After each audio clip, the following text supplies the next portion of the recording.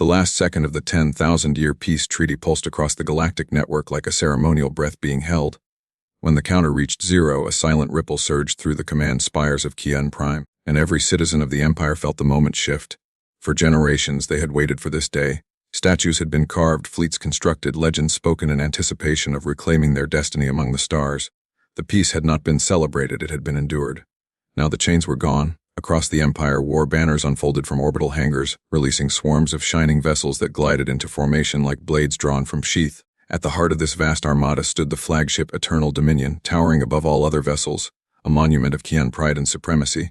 Supreme Commander Zorak, draped in ceremonial armor that reflected the deep blue of his species, stood facing the star map that displayed his target Sol, humanity's home system, a world once primitive allowed to flourish by treaty only because of the Kian's restraint. The time had come to reclaim what the Empire believed was rightfully theirs. No battle speeches were needed. Zorak lifted one arm, signaling deployment. The command pulsed through space, and the Armada vanished into the folds of their quantum corridors, a billion tons of warship mass slipping between layers of reality. The journey was brief. On the bridge, officers watched silent holoscreens as the Sol system emerged before them. Emptiness, stillness, no visible preparations of war. Earth rotated quietly in blue and green, haloed in atmosphere, defenseless. Not a single defense satellite appeared. Not one battle platform. No fleets waited in orbit. It was as if humanity had forgotten the treaty even existed. The Kian officers exchanged glances. On every front of their empire, war was often a formal arrangement. The enemy must posture, negotiate, threaten. Humanity had done none of this. There were no transmissions, no pleas, no posturing, only silence. Zorak's eyes narrowed as the Armada advanced. Then, without warning, every ship's communication console shimmered. A human transmission blinked to life, not in hesitation, but in amusement. The signal bore no encryption, no protocol. It was a laugh. A single human laugh echoing across the void, played not once but looping bold and clear. Kian tactical officers shifted in their seats. The laugh stopped, replaced by a human voice, calm and measured. "You have arrived. We were wondering when you'd come." No identity was attached to the voice, no rank, just a statement of fact delivered without ceremony. The transmission cut. A silence followed that felt heavier than any weapon. Zorak issued a command to approach Saturn, the outer system's resource hub. The Empire's intention was not immediate conquest of Earth, but rather to dismantle strategic strongholds first. Saturn's rings loomed ahead, a delicate halo of rock and ice, gently swirling in eternal orbit. A natural wonder, peaceful, fragile. Then the rings moved. What appeared to be ice and dust suddenly shifted with purpose, not nature. Patterns emerged, geometries impossible in natural formation. One by one, trillions of fragments aligned, interlocked, unfolding like petals of a cosmic flower blooming after 10,000 years of stillness. Gasps filled the bridge, readings spiked. The so-called fragments now revealed themselves as hulls, dark, silent hulls. Saturn's rings were not rings. They were ships. 10 billion of them, each no larger than a shuttle, but each autonomous, networked in perfect synchronization. They formed spirals and lattices, positioning themselves as if they had been waiting. The Kian fleet halted. A figure materialized via holo. A human woman in a stark form, not military yet carrying presence like gravity. White hair bound at the collar, cold eyes. Her name appeared in alien script across every Kian display. Admiral Tessa Monroe. "We have observed your approach," she said calmly as though commenting on weather. "We recommend full withdrawal. This is your single warning." The statement echoed across the fleet. Kian doctrine had no word for surrender, no history of retreat. The concept was so foreign it was not part of their command language. Officers glanced toward Zorak, awaiting his response. But Zorak remained motionless, eyes fixed on the rings of Saturn, now revealed as the largest war fleet ever conceived. Admiral Monroe raised one hand. A portion of the ring ships detached, millions of vessels converging into a single structure that pulsed with white light. In an instant, the structure vanished. Moments later, alerts screamed across the Kian network. 20 capital ships in the Vanguard disintegrated simultaneously, not from impact, not from weapons, but as if they had never existed. Their matter phased out of conventional reality, dissolving into nothing. There were no explosions, only the sudden emptiness where Titanic warships had stood seconds before. Admiral Monroe's voice returned. "Our ships do not fire. They simply remove. We give you this demonstration to avoid unnecessary loss of life." She paused, allowing the weight of those words to settle. "Leave our system now. If you do not, we will remove your empire the same way." The human fleet remained perfectly still, as though 10 billion ships shared a single breath. Kian battle strategists scrambled, attempting to calculate countermeasures. Their shields meant nothing. Their weapons were useless, were obsolete in the face of a machine intelligence that filled the orbit of a gas giant. Before the Council could finalize a command, Saturn dimmed. A second Saturn appeared. Not a projection, a full-scale replication, materializing slowly into existence beside the first, complete with rings of synthetic warships glittering like a mirrored halo. The twin planets hung in distance, silent and magnificent, symbols of a power that dwarfed comprehension. Then the message came final and decisive. Humanity has spent these last 10,000 years preparing for what lies beyond this galaxy. We have automated our industry, perfected post-physical engineering, and entered alliances with intelligences not bound to matter. You are not our enemy. You are beneath our concern unless you persist. The Kian fleet wavered, not from fear, but from the first recognition of irrelevance. Supreme Commander Zorak raised his arm signaling retreat. The Armada began folding back into subspace, silent and shaken. As they vanished into the darkness between stars, the human fleet did not pursue.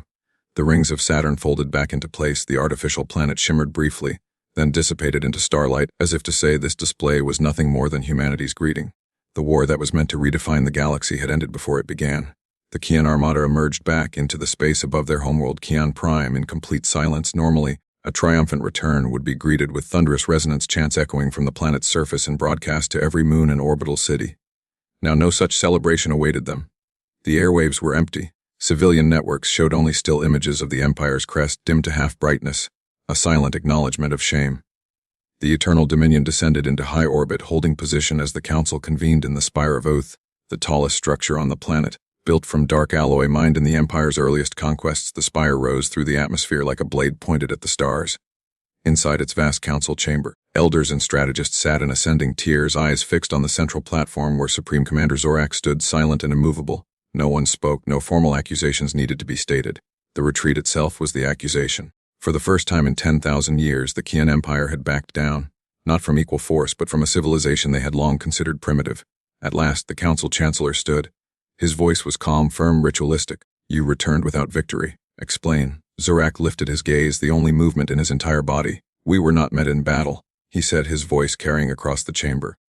This statement stirred confusion. The Chancellor narrowed his eyes. A choice. Between what? Between survival and deletion, Zorak replied. The chamber erupted, elders hissed in disbelief. Military leaders pounded fists onto the marble tables. A counselor rose, pointing an accusatory hand toward Zorak. You speak in riddles. Did humanity force your hand through illusion? Psychological warfare. Zorak remained stone still. Humanity no longer requires war. Their fleets automate themselves. Their industry is self-replicating. Their weaponry does not destroy, it erases. 20 capital ships vanished without explosion, not defeated. Removed. This silenced them again. Zorak continued, voice steady. They warned us not to engage, and then they replicated a planet. A murmurs turned to stillness. The Chancellor stepped forward slightly. You claim they created a celestial body? Zorak inclined his head. With full-scale copy of Saturn with functional gravitational signature and orbital mechanics. It was then dissolved as easily as it appeared. They demonstrated control not of matter but of the fabric beneath it. The Council could not comprehend. For millennia, the Kian Empire had ruled through superiority of arms, sheer will, and unwavering tradition. To be outclassed was one thing, but to be rendered irrelevant was another. They have moved past conquest, Zorak said. They view us not as enemies but as distractions. The Admiral spoke of an external threat beyond this galaxy. Our aggression is meaningless to them. The Chancellor rested both hands on his staff. You speak of humanity as gods? No, Zorak said. They have become what we chose not to. A long pause followed at last. The Chancellor spoke, voice heavy with meaning. The Empire has never retreated, never surrendered, and yet we stand in our own chamber, no longer masters of our destiny. One of the war elders stood. We must rebuild, expand research. Develop countermeasures. Countermeasures against what? Against weaponry that does not exist in this dimensional plane. Against ships that move without propulsion, without crew, without limits. Debate ignited. Proposals for retaliatory strikes were shouted down by those who had seen the fleet's Erasure footage. Some demanded immediate mobilization of every remaining ship. Others urged entrenchment, sealing borders until new technology could be developed. But no one had any path forward. Zorak raised one arm. Instantly, the chamber went silent. We have been stagnant, he said. For 10,000 years, we have honored tradition over curiosity, doctrine over discovery. Humanity obeyed the same treaty we did. But instead of waiting, they built, they transformed. They advanced beyond the limits of form and time itself. His words were not dramatic, they were clinical, observational. As if reporting a simple truth. We can no longer cling to conquest, he said. If we do, we will be erased, not in battle, but in insignificance. We must abandon old doctrines and pursue what we abandon: understanding, innovation, exploration. The Chancellor regarded him in silence. Some council members bristled at the suggestion. To abandon conquest was to abandon identity. But somewhere in the chamber, the seeds of a new doctrine began to take root. Before a vote could be called, an alarm pulsed through the chamber. Invasion alert, the councilors stiffened. Battle screens unfolded above them, displaying the orbital perimeter. An unknown object had entered Kian Prime's atmosphere without authorization. It had bypassed all detection arrays, all defense nets, all gravitational barriers. No point of entry had been registered. It was simply present. The chamber's doors opened as guards rushed in, flanking a lone figure that walked between them. It was human. Jast swept the chamber. The figure was unarmed, dressed in a simple gray suit with no insignia. He walked with a calm, even pace and stepped onto the platform beside Zorak as though he had been expected.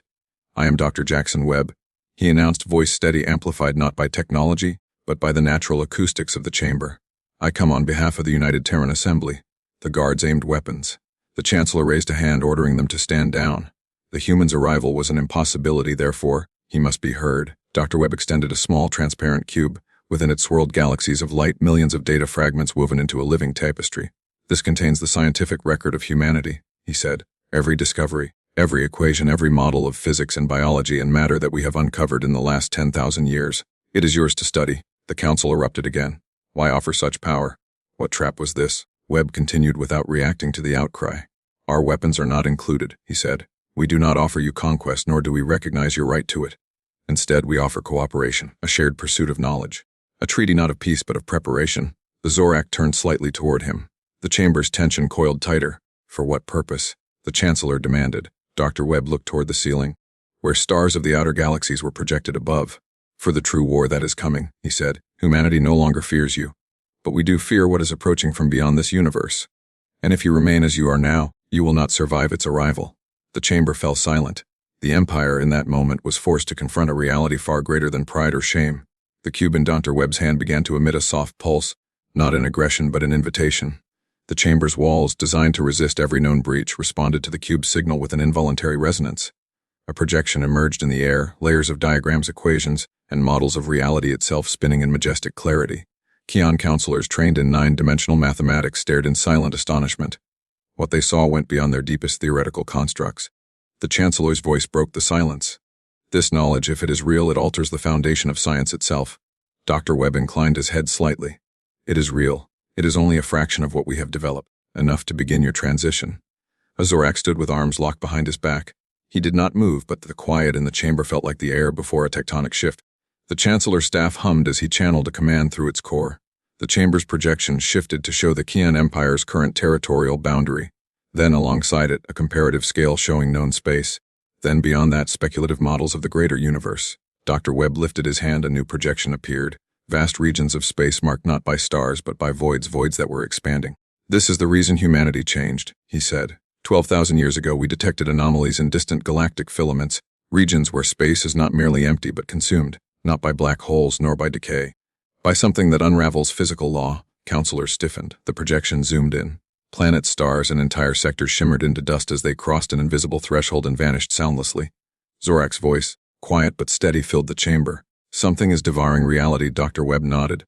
"Humanity was once like you, divided, focused on expansion. But when we saw what approached, we knew conquest was trivial. The enemy we face does not conquer planets, it erases existence." The Chancellor hesitated. "Then why warn us? Why not leave us to our fate?" Dr. Webb looked upon the Council with measured calm, his posture unwavering. "You still possess traits humanity has lost: unquestioning loyalty, unity of purpose, the capacity to mobilize billions without hesitation.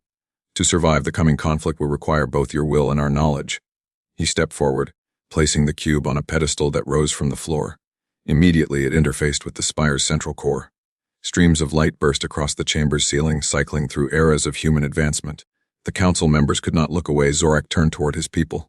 Though his expression remained unchanged, his presence commanded attention. "Our empire stands at a crossroads," he said. "We can cling to our pride and face oblivion, or we can accept this alliance and ascend." One counselor rose, voice tense, "And abandon our identity." Zorak responded without pause. "Our identity is not conquest, it is survival." The chamber fell silent again, but this time the silence was not one of resistance. It was consideration. The counselors looked to the Chancellor, whose staff dimmed as he lowered it slowly. Before a decision could be spoken, a tremor passed through the spire. Not physical, but sensory. A presence had entered orbit above Kian Prime. Every display flickered to life. A single human vessel hovered above the planet, its surface smooth and silent, without engines, weapons, or markings. It was the size of a city, yet emitted no detectable energy signature. It simply existed. The vessel unfolded. Its hull rippled like water, expanding outward into a lattice of light that formed an enormous geometric pattern. Folding over the planet like a net of stars, the Kian defense grid mobilized in an instant, locking onto the intruder with every weapon in the system. But before the first volley could be fired, every weapon deactivated. Not by force, but by absence of command. The ships themselves powered down, their systems overridden without being touched. The human vessel did not attack. Instead, a second identical cube materialized in orbit, floating freely, radiating a steady pulse. "This is the first node of the archive," Dr. Webb explained calmly, as though reading from a prepared text. "It will synchronize slowly with your planetary network. It will not interfere with your sovereignty. It will exist only to uplift your knowledge base to a survivable threshold." The Chancellor's gaze locked onto Zorak. "What you propose," he said, turning to Dr. Webb. "As a second treaty," Dr. Webb nodded. "A treaty of cooperation. Your empire must cease offensive expansion. In return, humanity grants access to the archive. This is not subjugation." Zorak looked at the projection of the encroaching void, an expanding region of nothingness, creeping toward the galactic rim. Then at the human cube, still pulsing with knowledge beyond imagination. At last, the Chancellor raised his staff high into the air. Every counselor rose. "The Kian Empire accepts the terms," he declared. "From this day we turn from conquest to ascension." Dr. Webb stepped back. "Humanity acknowledges the Kian Empire as an equal partner in the pact of sentient survival." No cheers followed. No chants rose through the chamber. This was not a victory. It was a transition, the beginning of the most profound transformation in the Empire's history. Outside, the human vessel remained in silent orbit, a sentinel of the new age. Throughout the Empire, citizens watched the networks as the decree was broadcast to every colony. Some responded with shock, some with anger. But others, those who had long questioned the Empire's stagnation, stood tall for the first time in generations. In the great academies, research divisions were mobilized at a scale never before attempted. Scientists who had spent their lives in theoretical models were given direct access to the archive. Within hours, fields of study that had remained unchanged for centuries were shattered and rebuilt. On the command deck of the Eternal Dominion, Zorak watched Kian vessels reconfigure their systems not for war, but for exploration. Shipyard automation algorithms were rewritten to build not dreadnoughts, but laboratories and telescopic arrays. Humanity had revealed itself not as enemy, but as harbinger. And in the shadows of intergalactic space, something stirred beyond the light of every star, pressing ever closer. The transformation of the Kian Empire began not with the roar of engines or grand ceremonies, but with a quiet flicker of light across the surface of the archive node as it synchronized with Kian Prime's planetary grid. The node expanded its influence in concentric waves, converting raw data into structured knowledge, reshaping outdated scientific principles into living frameworks. Screens across the Empire lit with new streams of equations. Architects paused in their work as their models recalculated themselves in real time, revealing inefficiencies and hidden potentials. In every research facility, every academy, and every observatory, the heartbeat of civilization began to change. For the first time in 10,000 years, the Empire's focus shifted away from external conquest toward internal evolution. Admiral Tessa Monroe observed this transition through a holographic relay from her command nexus near Saturn. She watched the Kian advancements unfold exactly as predicted, rapidly, efficiently, with the disciplined precision that humanity had once admired but no longer possessed. Monroe's gaze remained steady, not in satisfaction or concern. Every event, every shift, was a necessary step in the preparation for what lay beyond.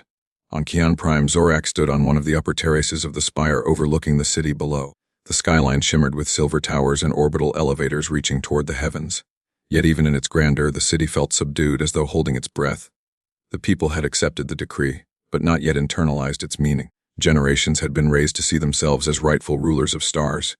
To now learn that the stars themselves were merely stepping stones toward something greater required more than a single proclamation. As Zorak watched, a formation of young cadets marched across a plaza, not toward a battle course, but toward a newly constructed science hall. Their movements remained sharp, their expressions stoic, but the direction of their path signified a change deeper than any military maneuver. At the great central archive complex, the cube hummed steadily. Kian scientists activated the first tier of access. A projection of galactic structure unfolded through the chamber, showing threads of energy connecting star systems like a living web. But where the Kians had always perceived these as spatial relations, the archive revealed them as temporal fluctuations, star systems resonating on frequencies that extended beyond the physical universe. One of the scientists adjusted the display. The map zoomed outward past the boundaries of known space. The void appeared again, vast, silent, featureless. Yet this time the archive highlighted something not visible to the eye, a tremor. A ripple that passed through reality itself. The tremor repeated on the third pulse. The chamber lights dimmed, not from power fluctuations, but as though responding to a pressure no instrument could measure. Log the anomaly, the lead scientist instructed. But when the data rendered, there was nothing to log. The instruments had not detected the tremor at all. It did not originate in physical space. Above the planet, the human sentinel vessel remained fixed in orbit. Its surface began to shimmer as a secondary lattice unfolded, transmitting information across subspace to distant human systems. This was not a signal of alarm, it was acknowledgement. The void had stirred. Back on Earth, in the hidden command halls beneath the surface of Antarctica, The United Terran Assembly convened. Leaders of humanity no longer bound to single nations stood in a ring as projections of the void ripples appeared overhead. Their faces remained calm, yet the gravity of the moment resonated through every motion. Admiral Monroe appeared among them as a holoform. The Kian archive node has stabilized. They detected the first tremor. The assembly chairman nodded, hands clasped behind his back. As expected, the convergence draws nearer. A second holoform joined the circle. Dr. Jackson Webb recorded moments after departing Kian Prime. His voice, though calm, carried resonance that filled the chamber.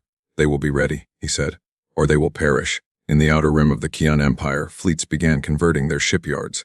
Monstrous war engines were dismantled, their cores repurposed into quantum research platforms. Crews accustomed to weapon drills recalibrated reactors for dimensional analysis.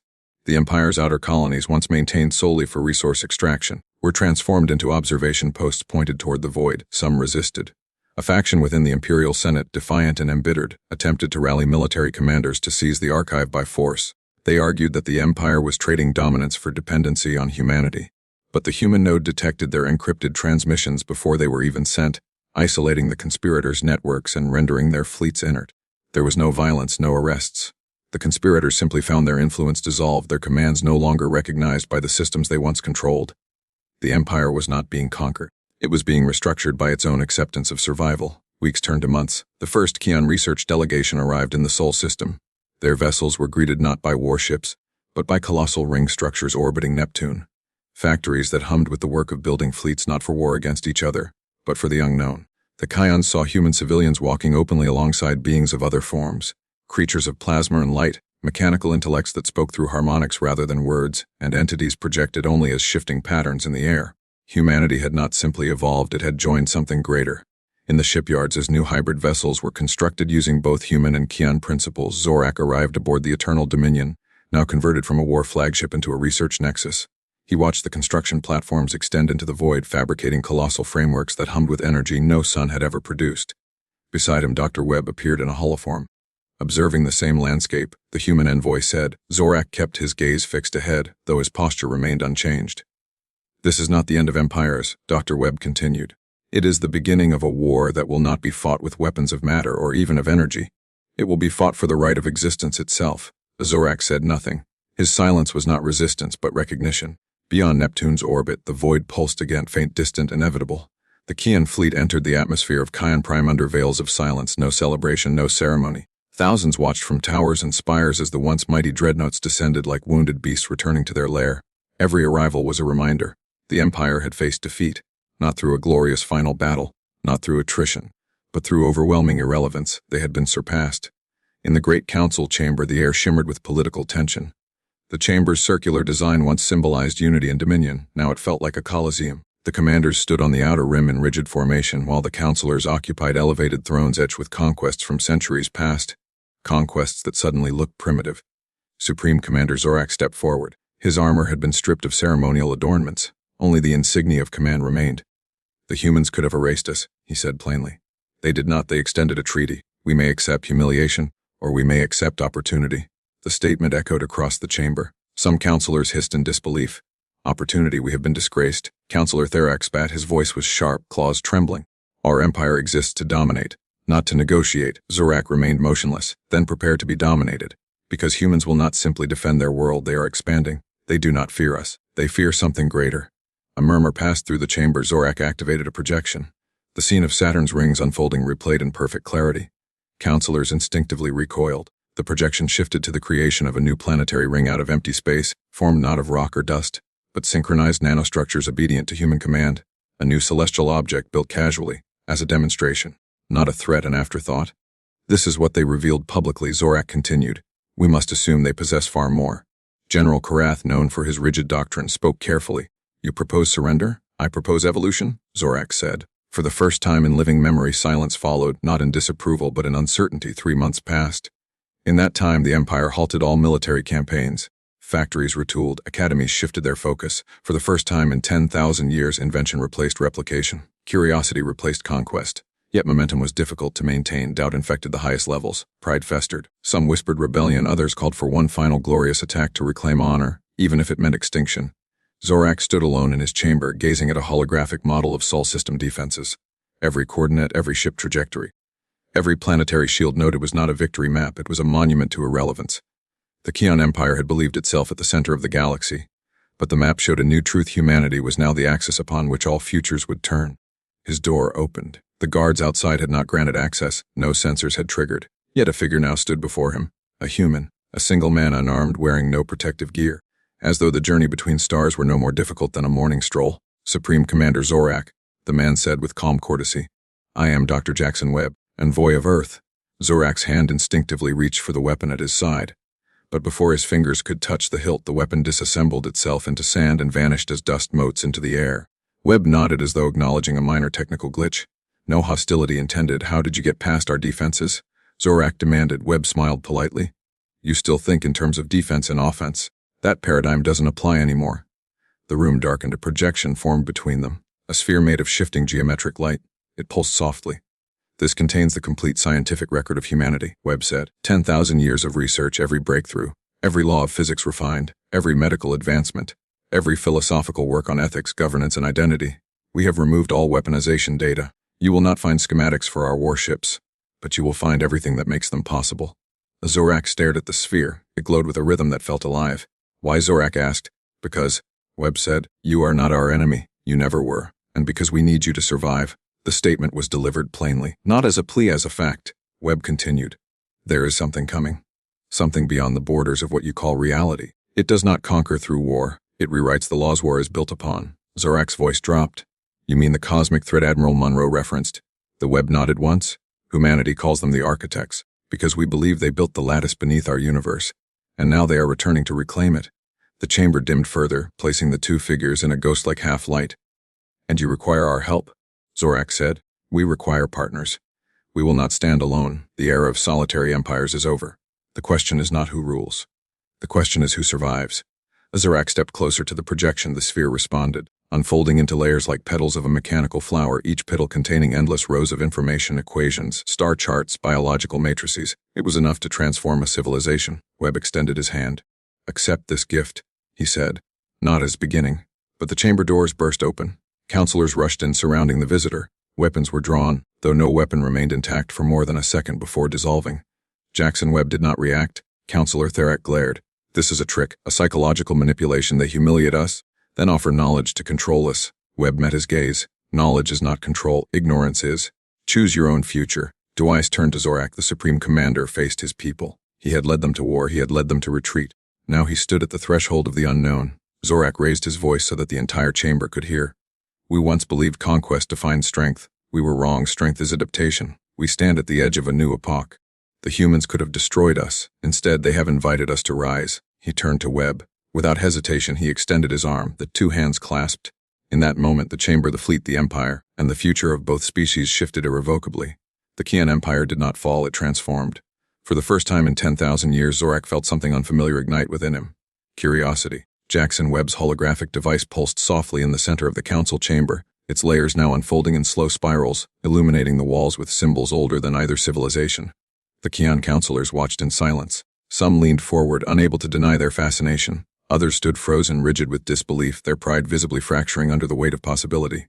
As the data streams expanded, star maps emerged, thousands of them, each one annotated with discoveries, theories, and dimensional anomalies. Some glowed with red markers that none of the Kians recognized. Webb stepped aside, not as a lecturer, but as a witness, allowing the knowledge to speak for itself. This is not your history, Webb said. This is your invitation. On the far side of the chamber, a shimmering window of light formed. It was not projected. It was not artificial. It was a controlled breach in space-time. Every Kian sensed it. The breach was not human-made. It was something else. Within the breach, shadows moved. Not forms, not ships, possibilities. Shifting outlines of realities colliding and recoiling. The chamber air grew colder. This is our enemy, Webb said quietly. The Kian Council stiffened. Even those who had doubted now stood transfixed, pupils narrowing as their instincts screamed of something beyond predation. There was no malice in what they saw. There was no intent, only inevitability. These entities do not invade, Webb continued. They correct. They reshape existence according to laws that existed before stars formed. His eyes fixed on Zorak. They do not see us. They see errors. The breach contracted slightly as though acknowledging its observation. Then it vanished with a soft tone like a bell struck in the void. Silence followed. Supreme Commander Zorak stood tall, not in defiance but in awakening. What is our role in this, he asked. Webb replied, to survive, we must become more than what we were. Humans have reached the edge of understanding. We cannot face what comes next alone. He looked across the chamber. We need minds that have not been shaped by our limitations. We need you. Counselor Therak approached the device cautiously. His earlier hostility had evaporated, replaced by unfiltered awe. He extended a claw toward the holographic lattice. As his hand neared it, the lattice responded, shifting to display complex energy matrices and dimensional harmonics. Therak's eyes widened. The patterns were familiar, not in their content but in their potential. For the first time he saw not a threat but a frontier. This, he whispered, is not a weapon. No, said Webb. It is a key. Zorak turned, addressing the entire chamber. We stand at the threshold of eras. We can no longer measure strength by conquest. The universe has revealed a deeper conflict, one that requires creation, not domination. He faced Webb again. And if we agree to this alliance, what is humanity's first step? Webb's expression softened, but there was gravity in his voice. The construction of the lattice gate. A bridge to observe and understand the pre-architectural layer of reality. We will build it in neutral space. It will be overseen jointly. Your scientists and ours will co-lead its operation. They'd if we refuse. Therak asked, his voice low. Webb did not raise his tone. Then humanity will proceed alone, and when the architects arrive, your empire will be the first to vanish. A long pause followed, not of fear but of choice, an empire weighing its past against its future. Zorak stepped forward, raising his voice so it echoed through the chamber and into the history of his people. Let it be recorded, he declared, that on this day, the Kian Empire did not surrender. We transcended. We forge a new destiny, not as conquerors, but as builders of existence itself. The chamber resonated with a deep hum. The holographic sphere emitted a final pulse, signaling the transfer of knowledge. In every academy, every scientific station across Kian space, new data channels opened, formulas, theories, and experimental designs began streaming faster than light. Kian minds ignited. Across the Empire, laboratories powered up. Dormant research outposts came online. Generations raised on conquest now turned toward invention. Children who once played with models of warships now watched simulations of dimensional gateways. The shift was irreversible, and on Earth the same awakening spread. Humanity, once alone in its silent preparation, now moved with purpose. The swarm changed formation. Saturn's rings shimmered as ships reconfigured, preparing not for battle but for departure. As the first Kian diplomatic vessel descended through Earth's atmosphere, crowds watched from continents below. The ship landed not in stealth but in ceremony. Humans and Kian stepped onto the same ground for the first time in open peace. Camera drones broadcast the moment across both civilizations. Admiral Tessa Monroe stood beside Zorak as the treaty was signed. She spoke not as a victor but as a guardian of a new era. This is not an alliance of convenience, she said. It is a covenant of survival. We face a war not of empire but of reality itself, and together we will write the laws of that reality. As the treaty seal locked into place, a ripple swept through the sky, not visible, not physical. A subtle distortion, like the universe acknowledging the decision. Somewhere far beyond known space, something stirred. It had noticed. In the darkness between galaxies, a structure the size of a solar system rotated on an axis of pure geometry. It was not built of matter, it was built of intention. Deep within, a point of light flickered and split, dividing into millions of eyes that did not see light, but truth. For the first time in 10,000 years, the architects turned their attention toward the Milky Way. The final lines of the treaty echoed across space. The age of isolation has ended. The age of ascension has begun. Zorak stood upon the balcony of the Kian Imperial Citadel, watching the stars. But he no longer saw targets, he saw doors. For the first time in his life, he understood what it meant not just to command, but to wonder. And in that moment, as two civilizations prepared not for conquest, but for creation, the universe itself seemed to hold its breath. The real war had not yet begun.